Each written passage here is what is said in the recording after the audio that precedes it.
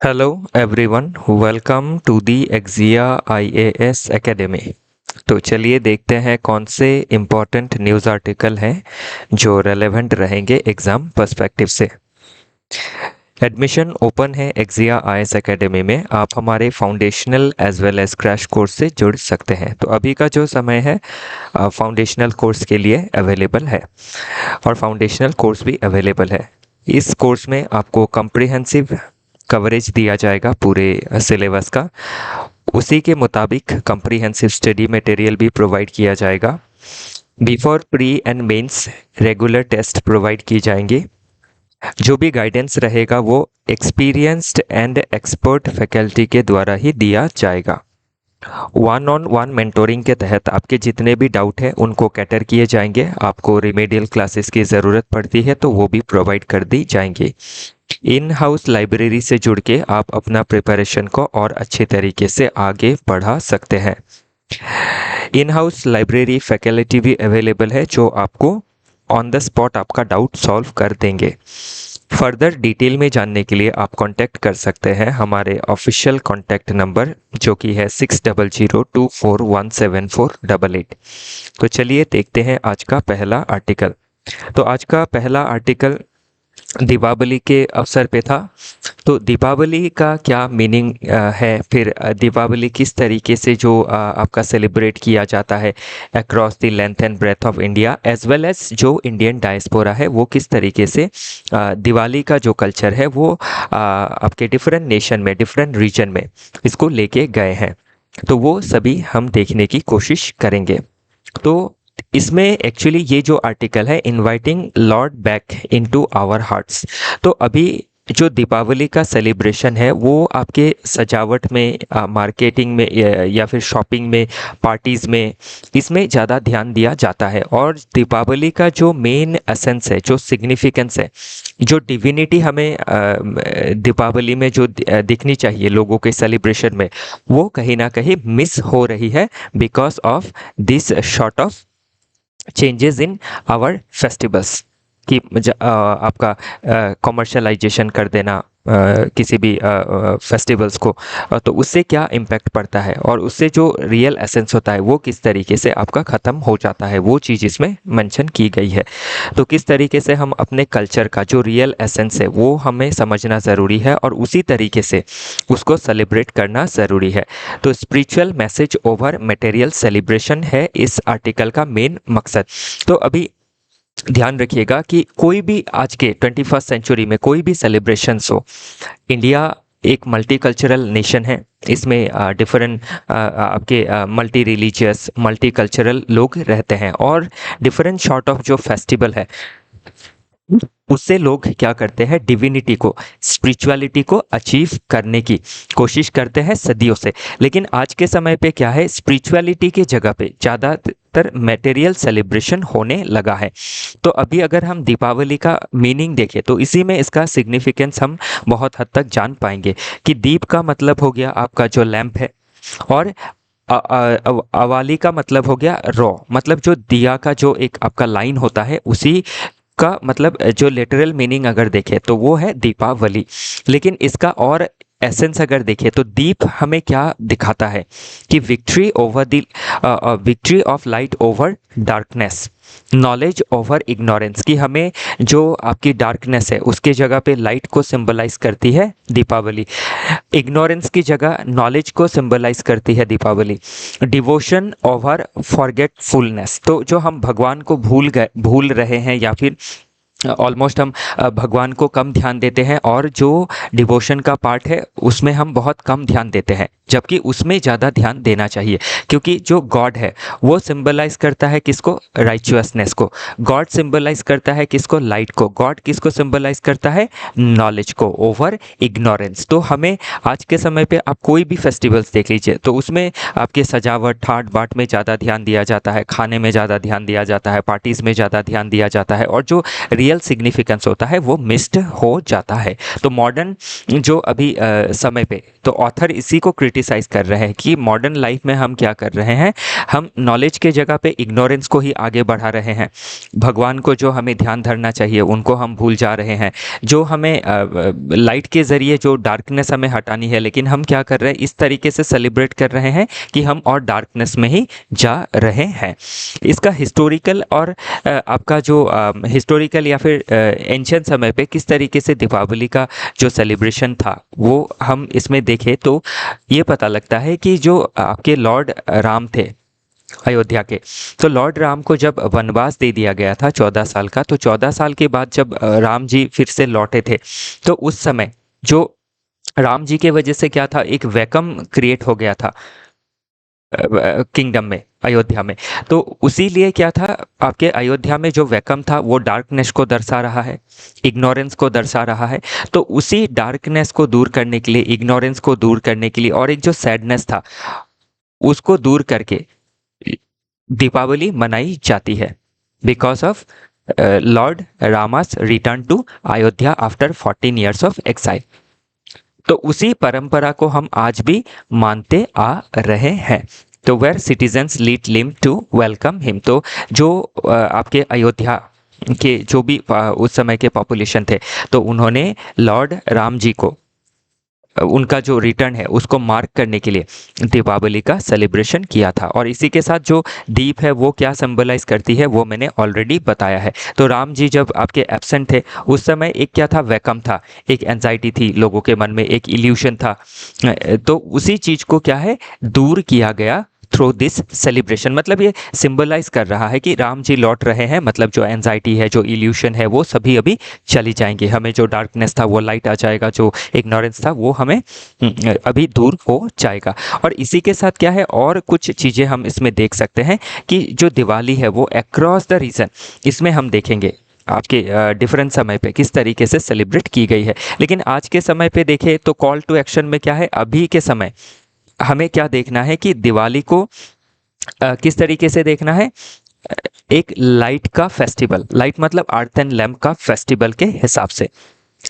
लेकिन हम इसको डिस्ट्रॉय कैसे कर रहे हैं, by bringing fire crackers, okay, by bringing parties and all, by bringing different sort of illuminating lights। तो वो क्या है, उससे वो दिवाली नहीं है। दिवाली जो है वो दीप का त्यौहार है। तो दीप क्या सिंबलाइज करती है, तो हमें अपने अंदर दिवाली को सेलिब्रेट करते हुए जो मन के अंदर का जो डार्कनेस है उसको हटाना है, हमें अपने अंदर कंपैशन को डेवलप करना है, हमें अपने अंदर ह्यूमैनिटी को डेवलप करनी है, हमें अपने अंदर जो एक जिज्ञासु मनोभाव होती है चीज़ें सीखने की उसको डेवलप करनी है, मन के अंदर हार्मोनी को डेवलप करनी ज़रूरी है। तो वो चीज़ें हमें डेवलप करनी ज़्यादा ज़रूरी रहेंगी। नेक्स्ट अगर हम देखें एंशियंट समय पे, एंशियंट रूट अगर दीपावली का देखें या फिर दिवाली का देखें, तो संस्कृत जो टेक्स्ट है लाइक पद्म पुराण और स्कंद पुराण में इन चीज़ों का मेंशन किया गया है। तो पद्म पुराण और स्कंद पुराण कब लिखा गया, बिटवीन 7 to 10 सेंचुरी में लिखा गया। तो इसमें इन दीपावली के बारे में वर्णन किया गया है, जहाँ दीप का, दिया का मतलब क्या होता है, अली का मतलब क्या होता है, ये सभी चीज़ें मेंशन की गई है। और हिंदू कैलेंडर के हिसाब से कौन से मंथ में सेलिब्रेट किया जाता है, कार्तिक मंथ में या फिर कार्तिक मंथ जो कहा जाता है उसमें सेलिब्रेट किया जाता है। तो इसमें अभी ध्यान रखिएगा आप, ये जो डिस्कशन है आपको ऐसा लगेगा कि मैं दीपावली समझा रहा हूँ, लेकिन दीपावली के अंदर, दीपावली को समझाने के लिए उसके अंदर हमें जो डिफरेंट रेफरेंस लेनी पड़ रही है, जैसे पद्म पुराण हो या स्कंद पुराण हो, तो इनके बारे में प्रीलिम्स में पूछा जा सकता है कि स्कंद पुराण और आपका जो पद्म पुराण है वो किस समय पे लिखा गया था, और आपको 7 to 10 सेंचुरी एडी दे देगा, फिर बीसी दे देगा। तो उस हिसाब से आपको आंसर फाइंड आउट करना होगा। तो अभी ये जो टॉपिक है इसके अंदर हम बहुत सारी ऐसी चीज़ें देखेंगे जो प्रीलिम्स में पूछी जा सकती है, एथिक्स में पूछी जा सकती है। नेक्स्ट अगर देखें मीडिएवल समय पे 7 to 15 सेंचुरी में, तो जो किंग हर्षा थे तो उनका जो प्ले था नागनंदा, उसमें भी दीपा उत्सव के बारे में मेंशन किया गया था कि किस तरीके से दीप जला के जो उत्सव है उसको पालन किया जाता था। फिर आप अगर देखें राजशेखरा का जो 9th सेंचुरी का उनका जो काव्य मीमांसा है उसमें भी दीप मल्लिका के नाम से दीपावली के बारे में मेंशन किया गया है, जिससे क्या है आपके दीप जला के जो रोशनी है उसको की जाती है। तो रोशनी से अभी रोशनी का जो आपका सिंबॉलिक इसमें मीनिंग है या फिर डीप मीनिंग अगर देखें तो वो है इग्नोरेंस को हटाना और जो आपका नॉलेज है उसको लाना। ओके, तो पर्शियन ट्रेवलर जो रहे हैं प्रीलिम्स में पूछा जा सकता है। तो 11th सेंचुरी में जो एल्बेरूनी आए थे उन्होंने भी नोट किया था कि जो न्यू मून फेस्टिवल है कार्तिक महीने में सेलिब्रेट किया जाता है। इसके बाद आप मार्चन निकोलो दी कॉन्टी को भी देखें तो उन्होंने भी इसके बारे में अपने लेख में जिक्र किया है। अगर जैन टेक्स्ट में भी आप देखें तो उसमें भी इसका मेंशन पाया जाता है। नेक्स्ट, अगर मुगल एंड कॉलोनियल समय पे अगर हम देखें तो उस समय पे भी जो पोर्तुगीज ट्रेवलर थे डोमेनिगो, उन्होंने भी इसके बारे में मेंशन किया है, डिस्क्राइब्ड इट्स इल्यूमिनेशन इन विजयनगरा। तो विजयनगरा भी दिवाली को सेलिब्रेट करता था। इसी के साथ मुगल एम्पायर जो थे अकबर, उन्होंने भी दिवाली में पार्टिसिपेट किया था, लेकिन औरंगजेब जो थे काफ़ी क्रूर थे, उन्होंने इसको बैन किया था। तो ये सभी चीज़ें क्या है हम देख सकते हैं कि उस समय पे जो हमारी जो आपकी परंपरा रही है, जो संस्कृति रही है, उसको किस तरीके से बहुत सारे राजाओं ने भी रिकॉग्नाइज किया है, सेलिब्रेट किया है। इसका मतलब क्या है कि सोसाइटी में एक हार्मोनी को मेंटेन किया गया था by most of the kings. कोई एक दो किंग थे जो क्या थे आपके हठी थे या फिर वो ऑर्थोडॉक्स थे, जिससे सोसाइटी का जो फैब्रिक था वो उस समय बिगड़ा था। तो ये सभी चीज़ें हम इसमें देख सकते हैं। इसके अलावा भी अगर ब्रिटिश राज में देखें तो जो सर विलियम जॉन्स थे 1799 में, उन्होंने भी 5 day structure in autumn month किस तरीके से सेलिब्रेट किया गया था उसके बारे में मेंशन किया गया है। मॉडर्न डे में अगर दिवाली देखें तो 20th सेंचुरी ऑनवर्ड्स, तो दिवाली जो है हमारे इंडियन जो डायस्पोरा है, जो इंडियन पॉपुलेशन है जो देश विदेश में रहती है, उन्होंने हमारे फेस्टिवल्स को डिफरेंट नेशंस में लेके गए हैं, जैसे फिजी में, गुयाना में, ट्रिनिडेड में, यूके में। तो इन सभी जगहों में जो हम एक जो हमारा कल्चर है उसका स्प्रेड या फिर फैलाव देखा जाता है। तो इसमें अभी ग्लोबलाइजेशन का क्या पॉजिटिव इम्पैक्ट है, तो ये आप इसमें मेंशन कर सकते हैं कि किस तरीके से जो डिफरेंट कल्चर है वो डिफरेंट अदर कल्चर के साथ क्या कर रही है, एसिमिलेट कर रही है। जैसे व्हाइट हाउस में दिवाली का सेलिब्रेशन होना या फिर बुर्ज खलीफा में लाइट इल्यूमिनेट करना, तो ये सभी चीज़ें हम देख सकते हैं। नेक्स्ट अगर देखें तो challenges related to the issue, तो दिवाली सेलिब्रेशन के साथ आज के समय पे इसको मैं रिलीजियसली जो हमारा दिवाली है वो काफ़ी अच्छा है, उसका जो मीनिंग है, डीप एसेंस जो है वो काफ़ी अच्छा है, उससे हमें बहुत सारी चीज़ें सीखने को मिलती है। या फिर जो ट्रू सेलिब्रेशन है वो कैसे होना चाहिए वो हमें सीखने को मिलता है इस आर्टिकल से। लेकिन इस आर्टिकल ने ये ध्यान दिया है कि आज के समय पे जो मॉडर्न समय पे जो लोग दिवाली सेलिब्रेट कर रहे हैं उसमें दिवाली का जो रियल एसेंस है उसको हम गवा रहे हैं, जैसे एनवायरमेंटल पोल्यूशन होना बिकॉज ऑफ फायर क्रैकर्स। तो फायर क्रैकर्स जो हमारी दिवाली की सेलिब्रेशन है इतने सदियों से, उसमें कभी भी इस्तेमाल नहीं किया गया। ये आपके 1920 सेंचुरी के बाद ही आया है, जिससे आप देख सकते हैं बहुत सारे शहरों का जो एयर क्वालिटी लेवल है वो काफ़ी बिगड़ जाता है। इससे जो हेल्थ रिस्क होता है, इंक्लूडिंग एनिमल हो, ह्यूमन हो, उनके ऊपर काफ़ी नेगेटिव असर पड़ता है। फिर कॉमर्शियलाइजेशन एंड मटेरियलिज्म देखा जाता है, तो जो स्पिरिचुअल एक कोर है फेस्टिवल का वो ओवरशेडोड कर दिया गया है by consumerism, excessive spending on cloth, gift, fire crackers, ये सब ज़्यादा देखे गए हैं rather than true celebration, rather than divine celebration of Deepavali. Social and cultural dilution अगर आप देखें तो अर्बन एरियाज़ में अगर देखें तो जो ट्रेडिशनल रिचुअल्स है उनको नेग्लेक्ट किया जाता है। तो अभी हमारे देश में ऐसा कभी नहीं हुआ है कि हम मोस्ट ऑफ द फेस्टिवल्स में हम अल्कोहल, ये डांसिंग, इन सभी चीज़ों को, मतलब फोक डांस करते हैं वो अलग बात है, लेकिन वेस्टर्न कल्चर्स का इन्फ्लुएंस लाइक अल्कोहल, डांसिंग, तो ये क्या डाइल्यूट कर रहा है, जो एक डिवोशन है जो स्पॉन्टेनियसली हमारे मन से आता है, जो भक्ति का भाव है वो नहीं देखा जाता है। क्यों अभी आप देखिएगा कि कोई भी फेस्टिवल होता है तो उसमें जैसे दुर्गा पूजा हो या फिर काली पूजा हो या फिर पैरेलली काली पूजा के जो दीपावली का सेलिब्रेशन है, तो इनमें आप देखेंगे कि हम जो सेलिब्रेशन कर रहे हैं उसके साथ जो गाने हैं वो मैच नहीं करते हैं। गाने कुछ भद्दे से गाने होंगे जिसको हम क्या करते हैं पंडालों में लगाते हैं। तो इससे क्या है, जो हमारा ट्रेडिशन है उसमें आपका एक डाइल्यूशन देखा जाता है और ये एकदम भी सही नहीं है। इसको हम किसी भी प्रकार से इसका सपोर्ट नहीं कर सकते हैं। जो हमारा सेलिब्रेशन है उसका ऑथेंटिसिटी को ये खराब करता है और ग्लोबल लेवल पे भी एक रॉन्ग मैसेज भेजता है अबाउट आवर सेलिब्रेशंस। देन आप दूसरा देखिए तो एक लीगल एंड रेगुलेटरी इशू भी देखा जाता है। तो जब ये डिस्कस हो ही रहा है तो इसमें जो आपकी दिल्ली हाई कोर्ट हो या फिर ऑनरेबल सुप्रीम कोर्ट हो, तो ऑनरेबल हाई कोर्ट और सुप्रीम कोर्ट दोनों ने ही आपके जो फायर क्रैकर्स है उस पर बैन किया है। और इसको लेके भी बाद में जो डिफरेंट सॉर्ट ऑफ क्या है पब्लिक डिबेट स्पार्क हुई है कि क्या हमें न्यू ईयर में हम पटाखे जला सकते हैं, दिवाली में नहीं जला सकते। एक्चुअली न्यू ईयर हो या फिर दिवाली हो, कोई भी सेलिब्रेशन क्यों ना हो, उसमें ऐसा कोई काम हमें नहीं करना है जिससे मदर नेचर का नुकसान होता हो। तो वो चीज़ें हमें क्या करनी है, इंश्योर करनी ज़रूरी है। नहीं तो हम क्या है, लाइट की जो त्योहार है, जो लाइट का त्योहार है उसमें हम डार्कनेस फैला रहे हैं। तो इसीलिए क्या है, एक सस्टेनेबिलिटी का कंसर्न बन रहा है। तो उन सभी चीज़ों को हमें देखना ज़रूरी है। बाकी जो भी की टर्म्स है, दीपावली क्या है वो मैंने बताया ही है। फिर लॉर्ड रामा के बारे में बताया, अयोध्या के बारे में भी मैंने मेंशन किया है, कृष्णा भगवान जी के बारे में भी मेंशन किया है। तो इनकारनेशन ऑफ विष्णु है, तो लॉर्ड राम जी हो या फिर लॉर्ड कृष्णा जी हो, इनकारनेशन ऑफ आपके विष्णु भगवान ही है। यशोदा अगर देखें तो कृष्णा फॉस्टर मदर। देन बाकी ये जो भी चीज़ें हैं, दामोदर लीला, भक्ति, ये कुछ चीज़ें जो साथ में देखी गई उसको इसमें मेंशन किया गया है। तो भक्ति क्या है, तो इसमें ध्यान रखिएगा मेडिएवल समय पे जो आपका भक्ति रेवोल्यूशन आया था वो पूछा जा सकता है एग्ज़ाम में, तो इसको मैं किसी और दिन कवर कर दूंगा।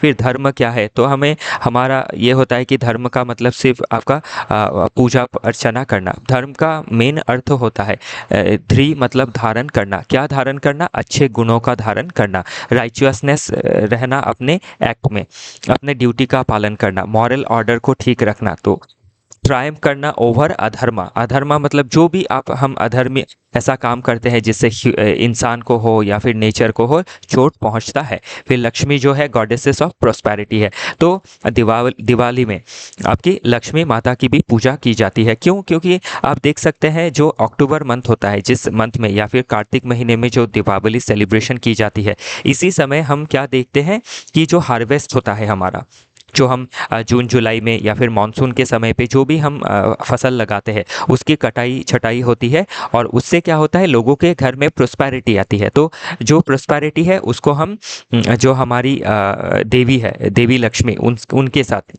हम ये इन चीज़ों को सिंबलाइज करते हैं। तो हम क्या करते हैं, जो डिविनिटी है, धन की लक्ष्मी, धन की जो देवी है लक्ष्मी, उनको हम पूजा अर्चना करते हैं। फिर दिया, रंगोली, मिठाई, ये तो पता ही है।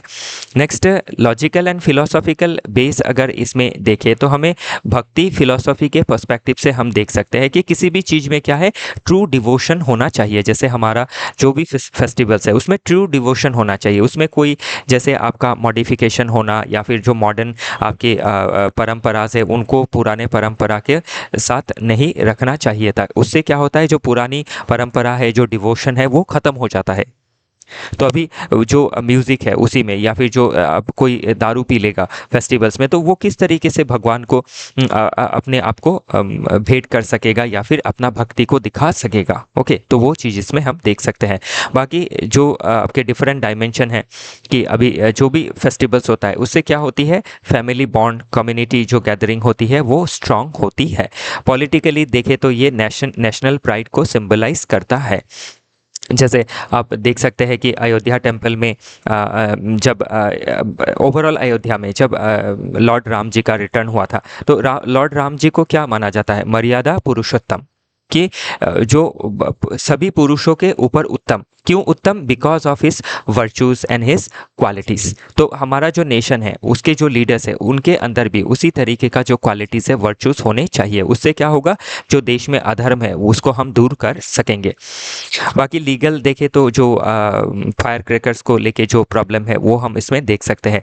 एथिकली अगर देखें तो जो भी फेस्टिवल्स होता है उसमें हमें नॉन वायलेंस, अहिंसा, इन सभी चीज़ों का पालन करना ज़रूरी है। तो अगर फायर क्रैकर्स इन सभी चीज़ों का इस्तेमाल करते हैं तो इससे क्या होता है, हम एक अधर्म ही कर रहे हैं कि हम वायलेंस फैला रहे हैं against human, against animal, against elderly people. तो ये सभी चीज़ें देखना ज़रूरी है। बाकी इंटरनेशनली देखें तो हमारा जो फेस्टिवल है वो किस तरीके से आपके देश विदेशों में पालन किया जाता है, उससे क्या होता है, इंडिया का जो मल्टीकल्चरल जो इथोस है या फिर जो मल्टीकल्चरलिज्म है वो हम बाहर दिखा सकते हैं। इकोनॉमी के पर्सपेक्टिव से देखें तो आपका एक बूस्ट देखा जाता है इकोनॉमी में during Deepavali. For example gold purchase करना, तो ये इस जगह ठीक है कि लोग इसमें इन्वेस्ट करते हैं। लेकिन fire cracker industry no doubt बहुत सारा आपका एम्प्लॉयमेंट दिया जाता है। तो इसको अगर रखना ही है तो इसमें हम क्या कर सकते हैं, ग्रीन क्रैकर्स को डेवलप कर सकते हैं। लेकिन क्रैकर्स दिवाली का मेन आकर्षण नहीं है। मेन आकर्षण है दीप का उत्सव, जो डार्कनेस को हटा के लाइट को लाता है, जो सिंबलाइज करता है नॉलेज को। ओके, बाकी आपको समझ लीजिए कि यूनिटी इन डाइवर्सिटी समझना हो, कल्चर समझना हो, तो इन सभी चीज़ों के लिए आपको क्या है, सोशल साइंस, हिस्ट्री साइंस के, ईवीएस के इन किताबों को पढ़ना होगा। अभी ईवीएस क्यों? क्योंकि जब हम फायर क्रैकर्स बंद करते हैं तो उससे क्या नेगेटिव इम्पैक्ट पड़ सकता है, वो चीज़ें समझने के लिए। तो ये सभी चीज़ें आप देख सकते हैं। बाकी हिस्ट्री के सिलेबस के कौन से पार्ट से लिंक होता है, जैसे इंडियन हेरिटेज, तो दिवाली सेलिब्रेशन क्या है, इंडिया का एक बड़ा हेरिटेज है, कल्चर है। तो वो चीज़ें हम देख सकते हैं, हिस्ट्री इसका समझ सकते हैं। जियोग्राफी के हिसाब से हम देखें तो different across different region Deepavali को किन किन हिसाब से सेलिब्रेट किया जाता है। जैसे वेस्ट बंगाल में काली पूजा के हिसाब से सेलिब्रेट किया जाता है। आपके राजस्थान या फिर नॉर्थ इंडिया में राजस्थान में देखें तो स्पेशली लक्ष्मी पूजा के हिसाब से सेलिब्रेट किया जाता है। फिर यूपी में देखें तो लॉर्ड राम जी का जो 14 साल के वनवास के बाद जो घर वापसी होता है उसके अवसर पे सेलिब्रेट किया जाता है। तो डिफरेंट रीजन में डिफरेंट कारण से सेलिब्रेट किया जाता है। बाकी वे फॉरवर्ड देखें तो हमें इंट्रोस्पेक्शन करनी काफ़ी ज़रूरी है, अपने अंदर चेंज लाना ज़रूरी है, इनर लैम्प को हमें जलाना ज़रूरी है। देन हार्मोनाइज करना है इफोर्ट एंड ग्रेस को, सिंसियर इंडेवर रखना है ताकि हम अपना ड्यूटी जो है, कर्म जो है वो करें। अपने अंदर डिविनिटी को डेवलप करना ज़रूरी है। फिर जो हमारा गवर्नेंस है उसमें हम क्या कर सकते हैं, स्पिरिचुअल प्रिंसिपल को अप्लाई कर सकते हैं। तो गुड गवर्नेंस के लिए हमें क्या चाहिए, इग्नोरेंस को हटाना है। तो करप्शन क्या है, इग्नोरेंस है। क्रिमिनलाइजेशन क्या है, इग्नोरेंस है। तो उसके जगह में हमें क्या करना है, राइचियस बिहेवियर करना है, ट्रांसपेरेंसी मेंटेन करनी है, नॉलेज को लगाना है, इंटीग्रिटी को रखना है, करप्शन को दूर करना है। ये सभी चीज़ें हम देख सकते हैं। कल्चरल प्रिजर्वेशन, तो कल्चरल प्रिजर्वेशन में हमें अपने कल्चर को एज इट इज़ प्रिजर्व करना काफ़ी ज़रूरी है। उसको हम खराब नहीं कर सकते हैं by modifying it with western culture. ठीक है, नेक्स्ट आर्टिकल बात करता है the question of our times, does economics promote inequality. तो अभी ध्यान रखिएगा, इकोनॉमिक्स क्या है, जो आपका देश का जो अर्थव्यवस्था है उसका ये आर्ट एंड साइंस है। तो अभी हम देख पा रहे हैं कि across the globe within our nation too, कि जो इकोनॉमी है वो जितना इक्वालिटी को प्रमोट नहीं कर रही है उससे ज़्यादा इनइक्वालिटी को प्रमोट कर रही है। तो किस तरीके से हम इकोनॉमिक्स को या फिर ये जो सब्जेक्ट है इसको हम और ज़्यादा ह्यूमन बना सकते हैं, जो वेल्थ क्रिएशन है उसको हम और कैसे एथिकल बना सकते हैं, और किस तरीके से जो वेल्थ है उसका हम एथिकल डिस्ट्रीब्यूशन कर सकते हैं अक्रॉस दी सोसाइटी, ताकि सभी लोगों का आपका क्या हो सके, इंक्लूसिव डेवलपमेंट हो सके। तो अभी अगर हम देखें तो इकोनॉमिक्स में, मॉडर्न इकोनॉमिक्स जो है वो बेस्ड है किसके ऊपर, कैपिटलिज्म के ऊपर, जो कहता है कि सेल्फ इंटरेस्ट के ऊपर ध्यान देता है, जो इसका सोल फाउंडेशन है मॉडर्न इकोनॉमिक्स का। और ये मान के चलता है कि हर इंसान जो है वो रैशनल है और वो अपने सेल्फ इंटरेस्ट को फुलफिल करने के लिए चीज़ों को प्रोड्यूस करता है, मार्केट में लाता है। लेकिन अगर हम इसमें देखें तो ये जो सेल्फ इंटरेस्ट है, इसकी वजह से जो वेल्थ है वो चंद लोगों के पास ही क्या है, आपका कंसंट्रेटेड है। कोई भी इकोनॉमी में देख लीजिए आप, चाहे वो इंडिया हो, यूएसए हो, तो यूएसए में भी क्या है, वेल्थ की डिस्पैरिटी देखी जाती है, कम देखी जाती है देन इंडिया, लेकिन देखी जाती है। क्यों होता है ये? बिकॉज जो हम आपका इकोनॉमिक्स है जो, या फिर जो हमारा इकोनॉमी है, उसमें हम इस तरीके के कॉन्सेप्ट इस्तेमाल करते हैं कि जो लोग ज़्यादा इफ़िशिएंट है उनके पास ज़्यादा पैसे होने चाहिए और वो क्या कर सकते हैं, अपने आप को वेल्दी बना सकते हैं। लेकिन उससे क्या होता है कि जिनको, समझ लीजिए कोई अमीर घर में पैदा हुआ तो वो ज़्यादा इफ़िशिएंट होगा, कोई गरीब घर में पैदा हुआ तो वो कम इफ़िशिएंट होगा। क्यों? बिकॉज़ उसको जो सहूलियत चाहिए, पढ़ाई हो, स्किल हो, हेल्थ हो, सैनिटेशन हो, ये सभी नहीं मिल पाएगा। तो इससे क्या होगा, जो आपके पिछड़े हुए लोग हैं, जो पोर है, आपके लोअर मिडिल क्लास है, वल्नरेबल सेक्शन है, वो हमेशा ही पीछे रह जाएगी अगर हम सिर्फ सेल्फ इंटरेस्ट को ही देखें तो। इसीलिए ये पर्टिकुलर आर्टिकल ये बात करता है कि इकोनॉमिक्स को हमें नॉर्मेटिव डिसिप्लिन की तरह देखना चाहिए ताकि हर इंसान का गुड लाइफ आ सके। तो अभी अगर आप देखिए तो कैपिटलिज्म क्या करता है, लिबर्टी को इस्तेमाल करता है सेल्फ इंटरेस्ट के लिए। लेकिन लिबर्टी और फ्रीडम को अगर देखें तो सिर्फ वेल्थ बनाना ही फ्रीडम नहीं है। हर इंसान जो है वो वैल्यूड रहे, अपने एक डिग्निटी के साथ जी सके, हर इंसान का जो बेसिक डिज़ायर्स है वो पूरा हो सके। पहला तो एक अच्छा छोटा मोटा सा प्लॉट हो, उनका एक अच्छा सा घर हो, वेल फर्निश्ड हो, फिर जो बच्चे हैं वो स्कूल पढ़ने जा सके, उसके बाद आपकी जो हेल्थ है उसकी वो चिकित्सा कर सके कोई प्रॉब्लम हो तो उन सभी चीज़ों का रहना काफ़ी ज़रूरी है। तो इसीलिए अमर्त्य सेन जी ने कहा है कि जो इकोनॉमिक्स है उसको ध्यान देना चाहिए कैपेबिलिटी अप्रोच में, कि हर व्यक्ति का जो कैपेबिलिटी है वो डेवलप हो ताकि हर व्यक्ति एक डिग्निफाइड, एक वैल्यूड लाइफ जी सके। तो इसीलिए क्या है, हमें जो कोऑर्डिनेशन का प्रॉब्लम आज के समय पे देखा जा रहा है कि हमें कोलैबोरेशन करना है, ट्रस्ट जनरेट करना है, कोऑपरेशन करके इकोनॉमिक्स को डेवलप करना है ताकि हर लोगों का जो इंक्लूसिव डेवलपमेंट है वो हो सके। लेकिन आज के समय पे वो नहीं देखा जा रहा है, जो कोलैबोरेशन है वो नहीं है, जो ट्रस्ट है वो नहीं है, जो कोऑपरेशन है वो नहीं है। इसकी वजह से क्या है, वेल्थ में डिस्पैरिटी देखी जाती है। तो वही चीज़ें इसमें मेंशन की गई है कि 18, अगर इसमें थोड़ा हिस्ट्री देखिए तो प्री 1800 में अगर देखें, मतलब 1800 से पहले, तो उस समय फ्यूडल सिस्टम था। जो लैंडलॉर्ड होते थे उन्हीं के पास आपका जो वेल्थ है वो कंसंट्रेटेड हो जाता था और लिमिटेड ग्रोथ था उस समय पे। तो जो इनइक्वालिटी थी वो बहुत ज़्यादा नहीं थी, एक मॉडरेट लेवल पे इनइक्वालिटी थी और लैंड बेस्ड इनइक्वालिटी थी। लेकिन जब से इंडस्ट्रियलाइजेशन आया और इंडस्ट्रियलाइजेशन का जो हाईएस्ट पॉइंट आया कॉलोनियलिज्म, इससे क्या हुआ, इनइक्वालिटी और ज़्यादा पिक हो गया और जो वेल्थ है वो कंसंट्रेटेड हो गया चंद देशों के पास और चंद लोगों के पास। इसी के बाद क्या हुआ, 1930s में आपका ग्रेट डिप्रेशन आया था। तो जो देश थी वो काफ़ी इकोनॉमिक डिप्रेशन को झेल रही थी। तो उसी के बाद क्या है, 1940 के बाद वेलफेयर स्टेट का कॉन्सेप्ट आया, जिसमें क्या हुआ, जो गवर्नमेंट थी उसने इकोनॉमी को कंट्रोल करना चालू किया। जो वेल्दी थे उनके ऊपर टैक्स लगा के जो वेलफेयर स्कीम्स है उसको बढ़ाने लगे। तो इसके वजह से क्या हुआ, जो इनइक्वालिटी थी वो बहुत हद तक घटी।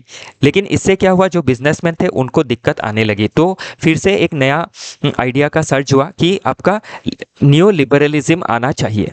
तो ये लिबरलिज्म इधर आया था 1800 में, जिससे इंडस्ट्रियलाइजेशन, कॉलोनियलिज्म ये सब आया था। उसके बाद जो लिबरलाइजेशन था उसको इधर लाके सोशल लिबरलाइजेशन कर दिया। सोशो लिबर्टेरियन जो थॉट्स है वो आ गए कि ठीक है, लिबरलाइजेशन कहते हैं वेल्थ बनाओ, लेकिन सोसाइटी में भी डेवलपमेंट के लिए उस वेल्थ का एक हिस्सा दो टैक्स के हिसाब से, और गवर्नमेंट ने वो किया अंडर वेलफेयर स्टेट कॉन्सेप्ट। लेकिन बाद में फिर से क्या हुआ, स्टेट बहुत ओवर आपकी इंटरवीन करने लगी, तो दूसरा कॉन्सेप्ट आ गया नियो लिबरलिज्म। और इसके बाद क्या हुआ, जो स्टेट था वो आपका रोल बैक करने लगा, स्टेट का जो रोल था कम होने लगा और जो टैक्सेशन थी वो भी कम होने लगी। जो कैपिटलिस्ट थे उनको एक फ्री हैंड दिया गया। लेकिन उससे क्या हुआ, जो राइजिंग इनइक्वालिटी थी वो बढ़ने लगी across the different region and different sections of population. तो यही प्रॉब्लम इस जगह पे है कि हम इतने ज़्यादा न्यू लिबरलाइजेशन या फिर ग्लोबलाइजेशन को सपोर्ट नहीं कर सकते हैं कि उससे सिर्फ चंद लोग ही आपके बेनिफिटेड रहे। तो बेनिफिट जो है वो सभी को देना ज़रूरी है, क्योंकि अल्टीमेटली जो ह्यूमन पॉपुलेशन है, जो सोसाइटी है, वो जो भी कंट्री है, मेन गोल क्या होना चाहिए कि हर लोग डिग्निफाइड तरीके से रह सके। किसी के पास इतने ज़्यादा पैसे कि वो उसके 1000 पुश्ते खा सके, किसी के पास इतने कम पैसे कि वो खुद भी नहीं खा सकता है, तो वो चीज़ क्या है, काफ़ी मतलब ख़राब है, वो उसको हम एक्सेप्ट नहीं कर सकते हैं। उससे क्या है, इनजस्टिस, अनफेयरनेस, इनइक्वालिटी, ये सभी झलकती है। तो अभी अगर देखें आज के समय पे तो क्या चैलेंज है, इकोनॉमिक इनइक्वालिटी क्यों इतनी ज़्यादा बढ़ रही है, क्योंकि बहुत सारा डिजिटल डिवाइड देखा गया है। फिर जो गवर्नमेंट का पॉलिसी है वो भी फेलियर देखा गया है कि जो वेल्थ का कंसंट्रेशन है उसको चेक नहीं कर पा रही है। फिर ग्लोबलाइजेशन एंड टेक्नोलॉजिकल चेंज की वजह से चंद देश खाली डेवलपमेंट को हासिल कर पा रहे हैं।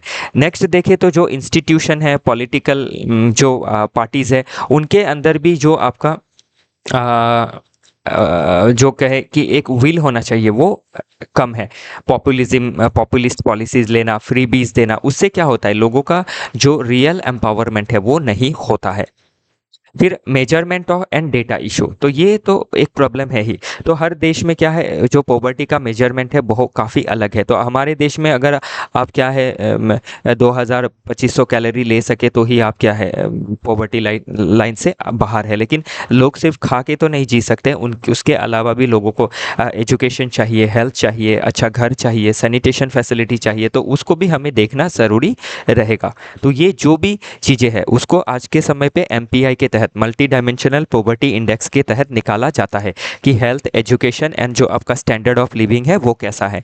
तो उसमें कुछ आपकी इंडेक्स पैरामीटर रखी गई है, जिसमें 33% से अगर आप ज़्यादा है तो आप मल्टी डायमेंशनली पोर नहीं है। तो जो मल्टी डायमेंशनल पॉवर्टी इंडेक्स है वो सबसे अच्छा इंडिकेटर माना जाता है आज के समय पे। ये रहा health, education, standard of living. Standard of living मतलब आपका कैसा मकान है, कच्चा है या पक्का है, उसमें इलेक्ट्रिसिटी है या नहीं है, गैस है या नहीं है, टीवी है या नहीं है, ये सभी चीज़ें देखी जाती है।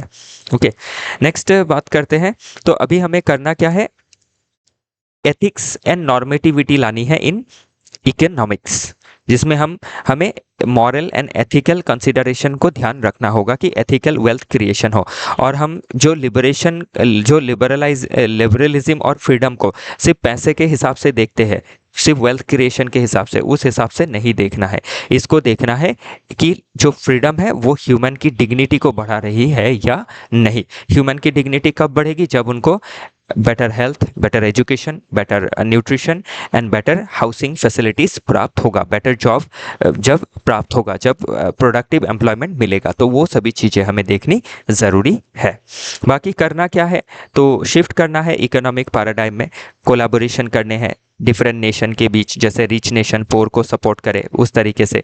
फिर ट्रस्ट को बिल्ड करना है between corporates and working population. फिर कलेक्टिव गोल लेना है ताकि हम क्या कर सके, जो पॉवर्टी है उसको कम कर सके। पॉलिसी को रीओरिएंट करना है by the government, by giving education, health and different sort of opportunities, ताकि सभी लोग क्या कर सके, एक डिग्निफाइड लाइफ जी सके। फिर जो ग्लोबल इंस्टीट्यूशन है उसको स्ट्रेंथन करना होगा ताकि वो क्या कर सके, डिफरेंट पॉलिसी को एनफोर्स कर सके टू रिमूव पॉवर्टी। फिर रीस्टोर करना है फॉर्मल डेमोक्रेसी को। तो आज के समय पे क्या है, $1 1 वोट का सिस्टम आके रखा है। तो जिसके पास ज़्यादा डॉलर है मतलब उसके पास ज़्यादा पावर है, तो ये क्या करता है, डेमोक्रेसी को अंडरमाइन करता है। सो व्हाट वी नीड और need of the our is 1 person 1 vote होना चाहिए। ओके, तो इसी के साथ आज का जो डिस्कशन है वो समाप्त होता है। फिर मिलेंगे डिफरेंट आर्टिकल के साथ।